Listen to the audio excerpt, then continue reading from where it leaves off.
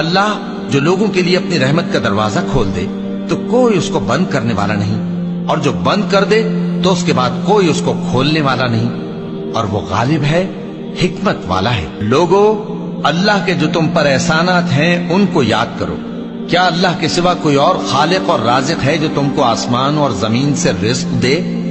اس کے سوا کوئی معبود نہیں، بس تم کیسے الٹائے جاتے ہو؟ اے پیغمبر، اگر یہ لوگ تم کو جھٹلائیں تو تم سے پہلے بھی پیغمبر جھٹلائے گئے ہیں، اور سب کام اللہ ہی کی طرف لوٹائے جائیں گے۔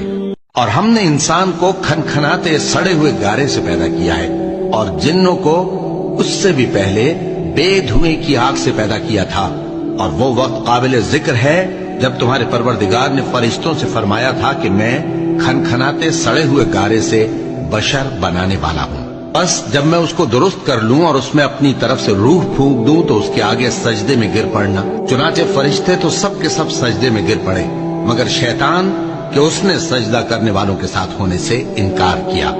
فرمایا، اے ابلیس، تجھے کیا ہوا کہ تو سجدہ کرنے والوں میں شامل نہ ہوا؟ اس نے کہا، میں ایسا نہیں ہوں کہ انسان کو جس کو تو نے کھنکھناتے سڑے ہوئے گارے سے بنایا ہے سجدہ کروں۔ فرمایا، یہاں سے نکل جا کہ اب تو مردود ہے اور تجھ پر قیامت کے دن تک لعنت برسے گی۔